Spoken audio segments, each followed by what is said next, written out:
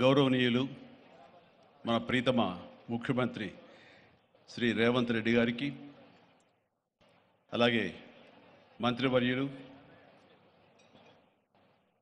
Tourism minister Jupally Krishnarao గారికి, ఇతర శాసనసభ్యులకు, ఎంపీ పార్లమెంట్ సభ్యులకు, మా సీఎం రమేష్ గారికి, ఇతర ఆహ్వానితులకు, నాయకులకు, మీడియా మిత్రులకు, ఇక్కడ విచ్చేసినటువంటి ఆహ్వానితులకు, అలాగే ఇక్కడ పనిచేస్తున్నటువంటి కార్మికులకు, ప్రతి ఒక్కరికి నా హృదయపూర్వక నమస్కారాలు.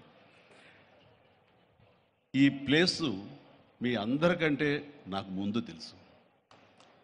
2000 సంవత్సరంలో రామ్దేవ్ ఇది ప్రారంభించినప్పుడు ఇక్కడ కొన్ని మొక్కలు పాంప్లెట్ వేసి మా ఇంటికి తీసుకొచ్చి, మీరు ఇల్లు కడుతున్నారు, ఏదైనా ఉపయోగపడుతుంది చూడండి అంటే వెంటనే ఎంత ముచ్చరేసిందంటే, ఎప్పుడో విదేశాలకు వెళ్ళినప్పుడు ఇలాంటి మొక్కలు, ఇలాంటి కళాకృతులు, ఇలాంటి అద్భుతమైనటువంటి సజీవ శిల్పాలు, జీవం ఉన్నటువంటి ఇలాంటివి చూస్తుంటే ఇలాంటివి మనం తీసుకెళ్ళిపోతే బాగుండే, వాడ షిప్లో తీసుకెళ్తే బాగుండే అని అంత టెంప్ట్ అయ్యేవాడిని. అలాంటిది ఇక్కడ హైదరాబాదులో ఈ శివారుల్లో ఒకటి లభిస్తుందంటే కనుక చాలా ఆనందంగా ఉంటుంది. రామ్దేవ్ ఫస్ట్ ఆఫ్ ఆల్ నేను కూర్చున్న చోట బయట కనపడకుండా నాకు ఏదైనా ఫెన్సింగ్ లాగా ఉండాలి, అలాగే గుబురుగా ఉండకూడదు అంటే అక్కడ చక్కగా కొమ్మల్ని ఒక ఫెన్సింగ్ లాగా అల్లి పైన మాత్రం గ్రీన్ ఉండేలాగా పెద్ద స్క్రీన్ చేశాడు. అది ఇప్పుడు చూస్తుంటే కనుక ఎంత బాగుంటుందంటే బయట నుంచి చూసేవాళ్ళకి నేను జైల్లో ఉన్నట్టు ఉంటుంది, అన్ని కటకటాల్లాగా ఉంటుంది. అది అద్భుతమైన కళాఖండగా నేను ఫీల్ అవుతుంటాను. అట్లాగే చాలా అద్భుతమైన చెట్లు కొన్ని మా ఇంట్లోనే పెట్టుకున్నాను. ఇవి ఎప్పుడో 2002లో 2003లోనో మా ఇంట్లో పెట్టుకున్నాను. అప్పటి నుంచి నాకు అంత ప్యాషన్. ఆ తర్వాత ప్రతి క్షణం ఈయన ఎదుగుదలను చూస్తూ వచ్చాను. ఎక్కడ నాకు ఈయన రామ్దేవ్ ఒక వ్యాపారవేత్తలా కనబడ్డాడు, ఒక కళాకారుల్లా కనబడతాడు. అందుకే నా మనసుకి అత్యంత దగ్గరగా అయ్యాడు. ఆ తర్వాత ఏదైనా వస్తే కనుక చూస్తారా మొక్కలు అంటే, ఇదివరకంటే ఏదో వేలల్లోనో లక్షల్లో అని చెప్పేవాడు, ఇప్పుడు కోట్లలో ఉందంట కదయ్యా.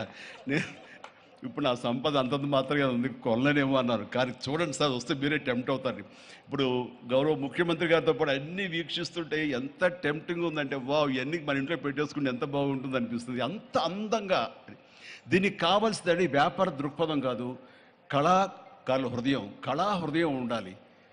నా మటుకు నేను అతని ఒక కళాకారుడుగాను, ఒక ఆర్టిస్ట్గా చూస్తాను. నేను అంత తపన లేకపోతే, అంత ఇష్టం లేకపోతే సుదీర్ఘకాలం 24-25 ఇయర్స్ పాటు దీని మీద ఎక్స్పెరిమెంట్ చేస్తూ, ఎన్నో చోట్ల రీసెర్చ్ చేస్తూ, ఎక్కడెక్కడ ఏమేమి మొక్కలు దొరుకుతాయి, ఎక్కడెక్కడ ఈ శిలాకృతులు దొరుకుతాయి, ఆ శిలలు ఇక్కడ ఎలా తీసుకురావాలి అని దాని మీద అది దుర్భేద్యం అనుకోకుండా ఇది సాధ్యమే, ఇది మన ప్రాంతం వాళ్ళకి, మన హైదరాబాదుకి, మన స్టేట్కి అందం తీసుకొచ్చేది, మన దేశంలోనే గొప్పగా చెప్పినటువంటి గొప్ప పార్క్ అవుతుందని ఆయన మనసులో మెదిలిన ఆలోచన, ఆయన పడ్డ కష్టం, తీసుకున్న శ్రమ ఈ రోజున ఇక్కడ అద్భుతమైన కళాఖండంగా ఇన్ని ఎకరాల్లో చోటు చేసుకుందంటే కనుక నభూతో నా భవిష్యత్తు.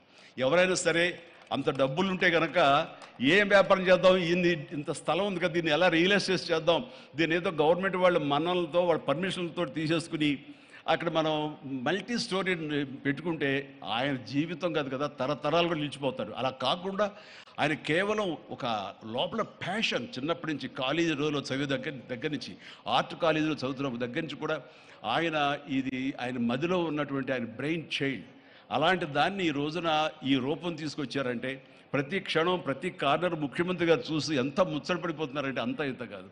ఎలా చేశారు, ఇది ఎలాగొచ్చింది, అది ఎలా వచ్చింది ఆయన అడుగుతున్నారు. నేను కొన్ని అడుగుతున్నాను. అడిగి ఇది షూటింగ్స్కి ఇస్తారా రామ్దేవ్ అని అడిగితే, ఇస్తానండి కానీ ఫస్ట్ షూటింగ్ మీదైతే అని అన్నాడు.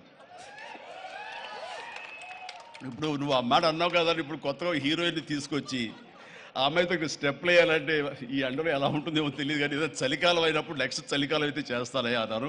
ఈలోగా వర్షాలు పడి ఇవన్నీ ఇంకొంచెం పచ్చగా ఉంటాయండి, 1 or 2 ఇయర్స్ లోపల ఇది అద్భుతంగా ఉంటుంది, కంటికి కనువింపుగా ఉంటుంది చెప్పేసి ఆయన చెప్తుంటే కనుక ఐ కుడ్ ఇమాజిన్. అట్లాగే ఇక్కడ వెడ్డింగ్ ప్లాన్ చేసుకోవచ్చు, వెడ్డింగ్స్ కానీ ఇతర రిసెప్షన్స్ కానివ్వండి, పలు ఈవెంట్స్, అలాగే ఐస్కి సంబంధించినటువంటి ఆ స్కేటింగ్ సంబంధించిన చేయాలని, ఇలా ఎన్నెన్నో ప్లాన్స్ ఉన్నాయండి. అవన్నీ కూడా చేయగలడు, ఆ సామర్థ్యం ఉంది.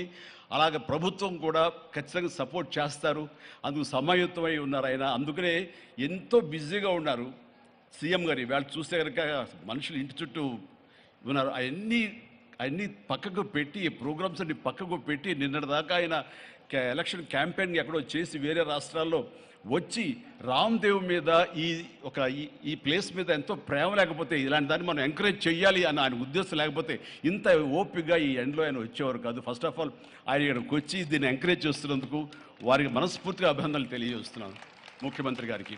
ఎందుకంటే అలాంటి వాళ్ళు అనుకుంటేనే, వాళ్ళ కళ్ళలో పడితేనే, వాళ్ళు ఇంప్రెస్ అయితేనే దీనివల్ల ఎంతోమందికి ఉపాధి కలుగుతుంది, ఇది ఎంతోమందికి కనువిందు కలుగుతుంది.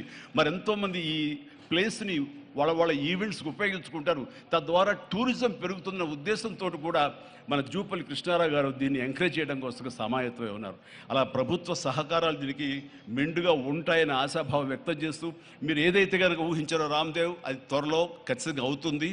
ఇవి అద్భుతమైనటువంటి ఒక ల్యాండ్ మార్క్ అవుతుంది, ఒక కళాకృతి అవుతుంది.